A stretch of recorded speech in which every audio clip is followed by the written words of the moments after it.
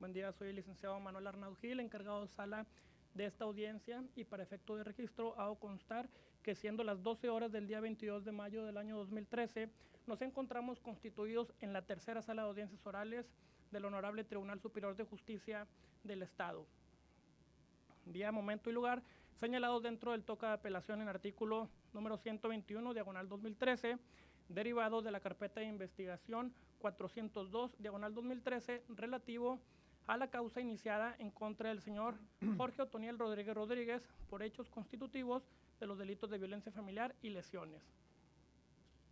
Asunto que fuera tramitado ante el juez quinto de control del Estado, siendo preciso indicar que la intervención de esta alzada se realiza a fin de que se desahogue la audiencia oral de apelación a que se refieren los artículos 440 y 441 del Código Procesal vigente en la entidad.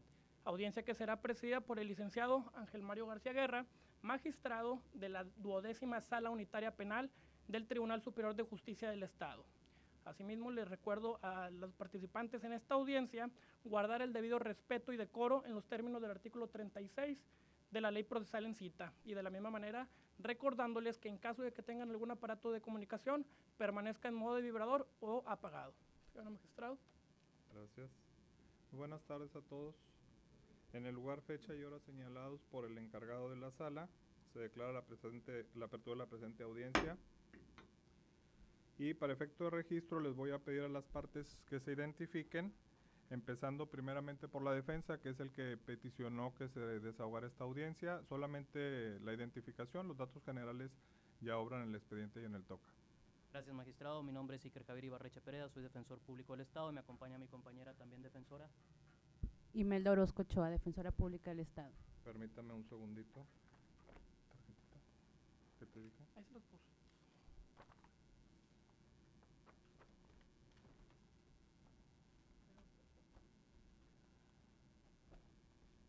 En una hoja. Ten Sí. Aquí, licenciado. Perdón, ¿aquí están? Sí. Imelda Orozco Ochoa.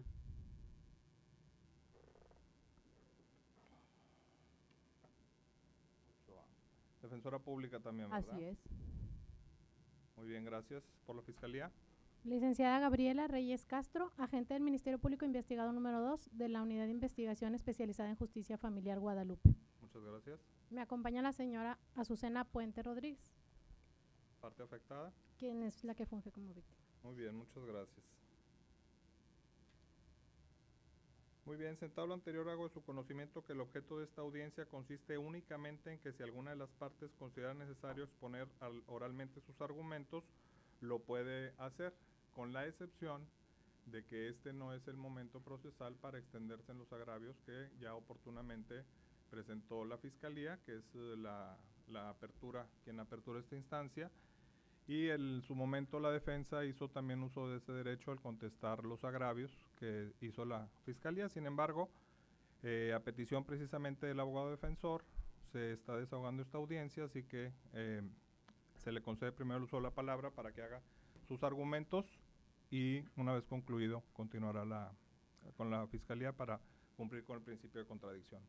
Gracias, señoría. Bueno, el motivo de esta audiencia es hacer efectivos los principios que rigen el nuevo sistema de justicia penal a consideración de la defensa, y en virtud de que no puede haber comunicación entre las partes y el tribunal fuera de audiencia respecto a un solo caso, es que esta defensa considera que la metodología debe prevalecer y por lo tanto siempre es de su criterio solicitar este tipo de audiencias. En ese sentido, señoría, y como bien lo menciona usted, solamente quiero hacer ciertos puntos referentes a las partes torales de la contestación de agravios que hice en su momento procesal. Señoría, para resolver usted le solicito que de la manera más atenta tome en cuenta lo dispuesto por el artículo 123 del Código Procesal Penal, es decir, el principio de objetividad que debe regir al Ministerio Público, y que en el dicho de los autores Mauricio Duche y Cristian Riesgo es aquella obligación de los fiscales de investigar tanto aquello que permite acreditar el delito y la participación como los hechos que acreditan inocencia. Sin embargo, lo importante y lo que quiero resaltar aquí es lo que nos dicen. No obstante, se puede afirmar que este principio se vincula mucho más a estándares de profesionalismo, buena fe y lealtad.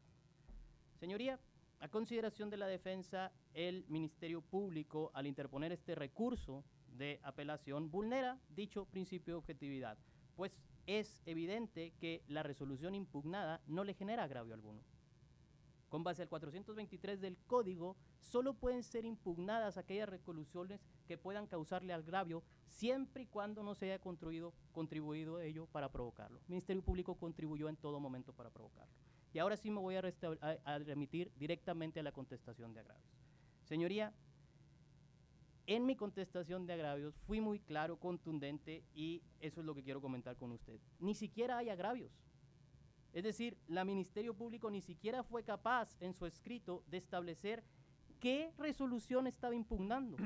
Ni siquiera lo estableció, porque en el proemio de su escrito dice que viene a impugnar, a interponer un recurso de apelación en contra de la resolución de la juez quinto de control del Estado, pero ni siquiera menciona qué resolución. Después empieza a mencionar fuentes de agravios, pero en sus agravios ni siquiera señala la parte de resolución que le causa agravio. No menciona cuáles son en manera concreta los preceptos legales violentados y obviamente nunca hace un razonamiento lógico, jurídico y que trascienda al fallo. Señoría, es evidente que la gente del Ministerio Público trata de confundir los temas.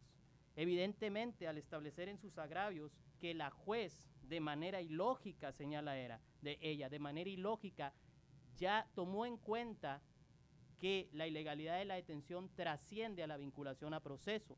A consideración del Ministerio Público eso es ilógico. Sin embargo, al Ministerio Público parece que no le queda claro lo que establecen los principios del sistema. Inmediación, concentración y que la ilegalidad de una detención no solo tiene como consecuencia la libertad de la persona, sino tiene efectos en las diligencias que ella llevó a cabo. Y si se decretó de ilegal la detención, simple y llanamente fue porque durante la detención de mi representado se vulneraron nada más y nada menos que 5 de sus garantías fundamentales. Lo detuvieron dentro de su domicilio. No se registró la detención, no se le hizo lectura de derechos, no se le trasladó sin demora y no se ratificó de inmediato su detención por el Ministerio Público. Eso trasciende a los antecedentes de investigación que después la fiscal intentó usar para sustentar la solicitud de vinculación a proceso. Señoría, la fiscal dice en su escrito de agravios, en un término bastante extraño a consideración de la defensa, porque habla de conceptos de violación. No entendemos qué son estos conceptos de violación cuando estamos en un recurso de apelación, pero ella maneja conceptos de violación y dice que justificó la vinculación a proceso con las declaraciones de la señora afectada, Azucena creo que se llama la señora, los exámenes médicos, los exámenes mentales, la declaración de Jorge y la declaración del captor. La juez de control no tomó en cuenta dichas antecedentes de investigación que utilizó la fiscal como datos de prueba, simple y sencillamente porque todos y cada uno de ellos fueron afectados en virtud de la ilegalidad de la detención de mi representado. Señoría, los datos de prueba consistentes particularmente en las denuncias de la señora y las ampliaciones de denuncias se hicieron a las 23:05 horas del 24 de marzo. No se había ratificado la detención de mi representado, no se le habían leído los derechos a mi representado, no se le había designado un defensor. Esto es un punto fundamental, no se le había designado un defensor. Y la fiscal trata de sustentar y trató de sustentar en la audiencia que no se le había designado defensor porque se encontraba en estado de ebriedad y para eso habían levantado una constancia. Yo me pregunto, ¿que el Ministerio Público sigue pensando que tiene fe pública para andar levantando constancias? No, ya no tiene fe pública. Señoría, además de ello, el hecho de que la persona se encuentre o no ebria no exime al fiscal de designarle un defensor. La Constitución es tajante, clara, nítida y sin lugar a dudas. Tendrá derecho a una defensa adecuada por abogado, el cual elige libremente, incluso desde el momento de su detención. Si no quiere, y esta es la parte interesante, o no puede nombrar, se le tiene que hacer. Es decir, si mi representado se encontraba en total estado de ebriedad, es independiente eso a la obligación de nombrar al defensor de manera inmediata. Mi representado fue detenido a las 19:10 horas, se le debieron de haber notificado sus derechos y designarle defensor. Fue puesto a disposición del Ministerio Público a las 21:30 horas. No le designó defensor porque estaba ebrio. Parece que en este país al Ministerio Público considera que las personas en estado de ebriedad no tienen derecho a defensa. Señoría, la segunda denuncia, la ampliación de denuncia que le llaman ellos, que en realidad es una entrevista, pero le siguen llamando ampliación de denuncia, no tiene hora. Se celebra el 25 de marzo, pero no tiene hora. El artículo 294 del Código Procesal Penal no es potestativo. No es si el fiscal quiere o no establecer la hora. Debe establecer la hora en que lleva a cabo sus diligencias. Y eso tiene un sentido, certeza para la defensa. ¿Por qué? Porque el 25 de marzo del 2013, al tomarle la entrevista a la señora, una segunda entrevista, no se establece la hora y por lo tanto, yo no sé a qué horas fue eso. Por lo tanto, no sabemos si ya se le había o no se le había designado defensor, pero en realidad no se le había designado defensor. O sea, todavía no se le designaba defensor. Ya le habían leído los derechos, pero no le designó defensor. ¿Por qué el Ministerio Público lee derechos y no designa defensor? Es algo que todavía no puedo entender. ¿Por qué al momento de decirle, señor, usted tiene derecho a un abogado, ¿tiene uno? No. Bueno, en este momento le designo al licenciado Iker Javier Ibarreche Perea como su defensor público. No lo hizo el fiscal. Lo hizo, ¿sabe hasta cuándo le designó defensor? Hasta el 26 de marzo, casi 48 horas después de su detención. La tercera entrevista que le hace a la víctima, igual, no hay hora. Por lo tanto, es del 26 de marzo. ¿A qué horas? ¿Ya se le había designado defensor? ¿No se le había designado defensor? No sabemos porque el fiscal considera que es la obligación que tiene de registrar la hora, la considera potestativa. No la pone. No, señoría, es cierto que hablamos de un sistema en donde se debe desformalizar la investigación, pero también es cierto que a la fiscal le rige el estricto principio de legalidad, que se traduce en un debido proceso penal. El proceso penal y la investigación debe ser inmaculada. No es al arbitrio del fiscal. No registró la hora. Eso incumple el 294, por lo tanto ese antecedente es ilegal. No se ajusta a los parámetros que establece el Código Procesal Penal, por lo tanto no se puede considerar. Por lo tanto, las 3 entrevistas a la señora Azucena no se pueden tomar en cuenta, como bien lo hizo la juez de control. El examen médico, señoría, que también utilizó la fiscal y a la que yo me referí en mi escrito. 25 de marzo, la revisa un médico a la señora. El médico, la famosa trilogía investigadora, un perito de la Procuraduría, que están al mando del Ministerio Público, no registra la hora. No sabemos a qué horas el médico revisó a la señora. Y alguien me puede decir, eso es intrascendente. No, es muy trascendente, porque el médico establece que las lesiones tienen una evolución de 24 horas. 24 horas a partir de cuándo las contamos. El 25 de marzo tiene 24 horas y los hechos supuestamente ocurren el 24 de marzo. ¿A partir de qué horas puedo yo tener certeza que el médico revisó a la señora y regresar las 24 horas para ver si esas lesiones se generaron o no dentro de las famosas 24 horas?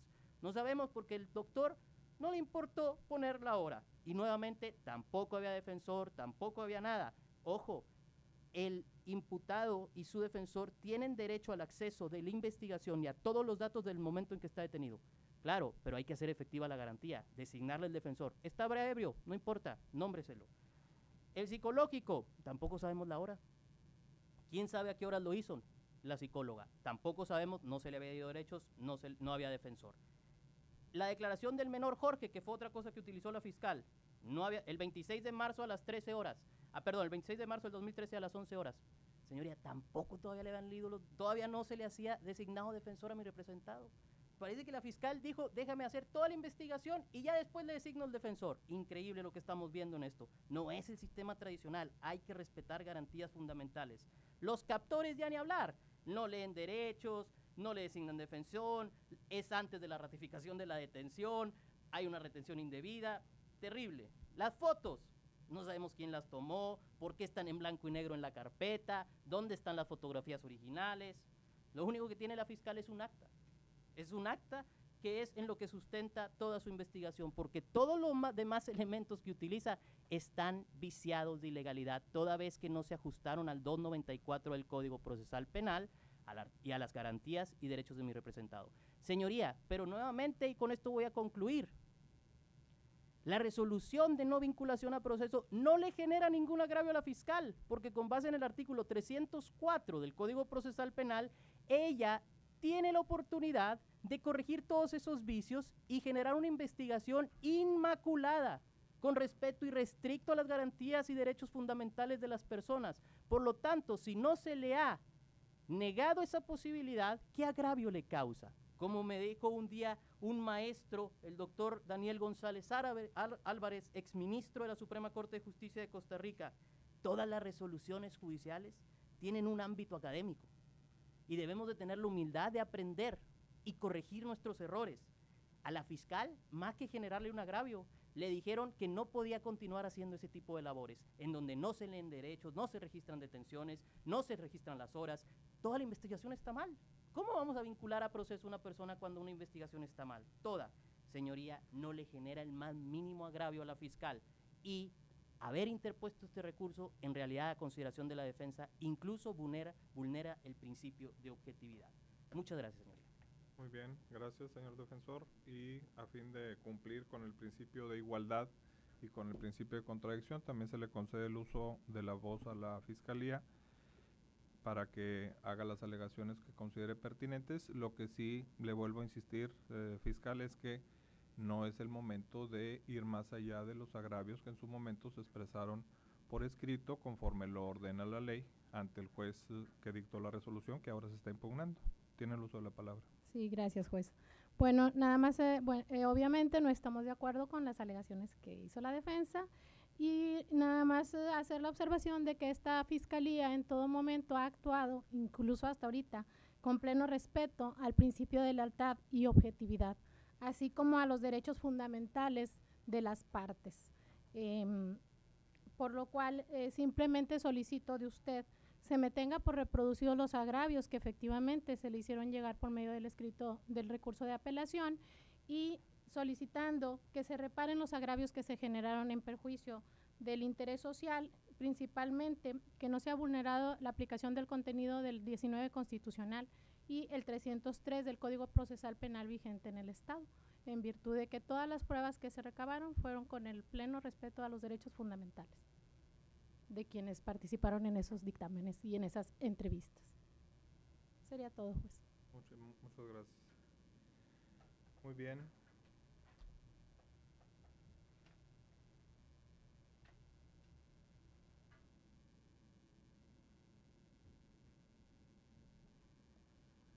Una vez escuchadas las alegaciones que han hecho las partes y en concordancia con el principio de continuidad que rige este tipo de procedimiento acusatorio, me voy a permitir emitir desde este momento el fallo correspondiente a este recurso de apelación interpuesto por la Fiscalía. Efectivamente, nos encontramos ante un nuevo sistema de enjuiciamiento penal, donde las formas dejan de tener prioridad.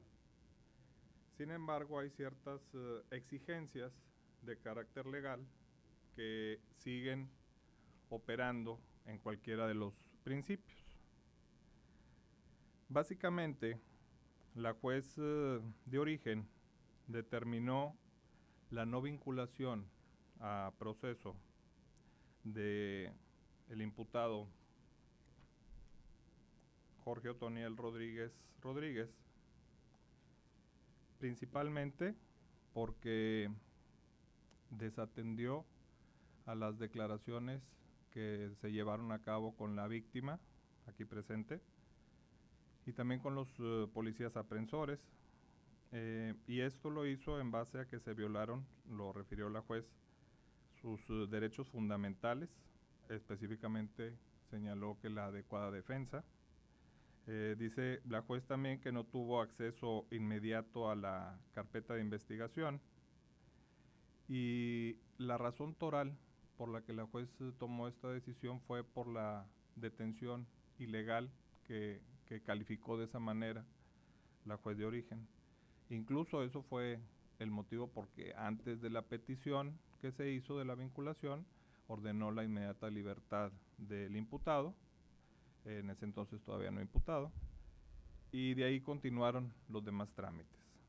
También la juez en su decisión hizo alusión a los dictámenes médicos y psicológicos que se practicaron a la paciente del delito y estableció que no se respetaron las reglas mínimas que establece el artículo 294. También señaló, estoy siendo muy concreto, también señaló la juez que las fotografías que se recabaron la paciente del delito no se introdujeron en la diligencia correspondiente, que no surtía efectos, alegó la juez, porque la diligencia en sí, en la que se allegaron esas fotografías, no tenía los requisitos mínimos. Y finalmente, en cuanto a la declaración del menor, hijo del imputado, la juez le restó credibilidad, alegando básicamente que en base al dictamen que le habían hecho los expertos en psicología, establecieron que no tenía el síndrome del niño maltratado y que a razón de eso carecía de credibilidad su testimonio. Yo encuentro aquí una razón toral en la decisión de la juez. La razón toral que ella tomó en cuenta fue la ilegal detención. Y los actos posteriores que siguieron a esa ilegal detención, la juez les restó valor. Independientemente de la opinión personal que pueda tener como juzgador en este asunto, les decía hace rato que aún en este nuevo sistema hay reglas mínimas que siguen rigiendo, al igual que en el anterior. Y una de ellas es el presupuesto técnico de lo que es un agravio. Un agravio es de todos conocido, que es una fundamentación o una manifestación jurídica que en primer término, lo más importante es que ataque las consideraciones que se tuvieron en primera instancia para tomar esa decisión. Es decir, el Ministerio Público, por ser un órgano técnico, tiene la obligación legal de cumplir con ese requisito en este y en el anterior procedimiento. Y en mi punto de vista, no se cumple. En la expresión de agravios que se hicieron ante el juez no se cumple con ese requisito. Efectivamente, como lo señaló el abogado defensor en su escrito y como lo ha narrado también en esta diligencia, no se está atacando la razón primordial que la juez tomó en cuenta para no vincular a proceso. Y insisto, podré estar o no de acuerdo como juzgador de segunda instancia con la decisión que tomó el juez, pero lo que sí es claro es que la ley a mí me obliga a respetar requisitos mínimos también en la apelación, y uno de ellos es que no puedo ir más allá de lo que me hayan alegado en los escritos de agravios. Y en este caso, si la razón primordial que señaló la juez, que fue precisamente una ilegal detención, no fue atacada por la Fiscalía, con argumentos lógicos, jurídicos, que me dieran luz para que yo analizara si era o no legal esa detención y como consecuencia de ello, determinar si la juez estuvo o no en lo correcto jurídicamente al no vincular a proceso al señor Rodríguez. Ante esa circunstancia, entonces, no existe otra salida, otra decisión jurídica más que confirmar en esta segunda instancia el auto de no vinculación a proceso que en su momento dictó la juez de primera instancia. Y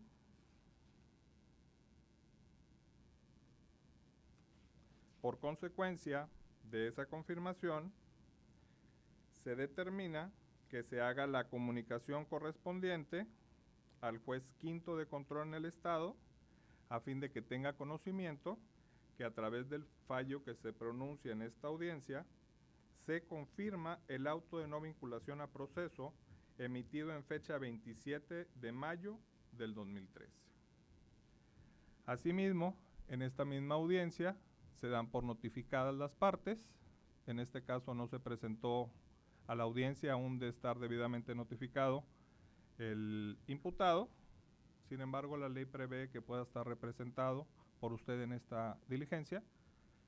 Por tal efecto, entonces también queda legalmente notificado de la decisión que se acaba de adoptar. Y antes de concluir la audiencia, quisiera nuevamente preguntarle si alguna de las partes tiene alguna manifestación que hacer, empezando por la defensa, que fue el que dio lugar a la existencia de esta decisión. Gracias, magistrado. Solo en términos del Código Procesal Penal, solicitar una copia simple del registro de audio de esta audiencia, de audio y video de esta audiencia, y una copia certificada de la resolución que acaba de emitir. Perfecto, se accede de conformidad con el artículo 32 del nuevo Código Procesal del Estado de Nuevo León. se accede a la petición de la defensa y se ordena que se expidan las certificaciones y copias que está solicitando. ¿La Fiscalía tiene alguna petición? Ninguna. Muy bien, entonces con lo anterior y siendo las 12:24 horas del mismo día, se da por concluida esta audiencia.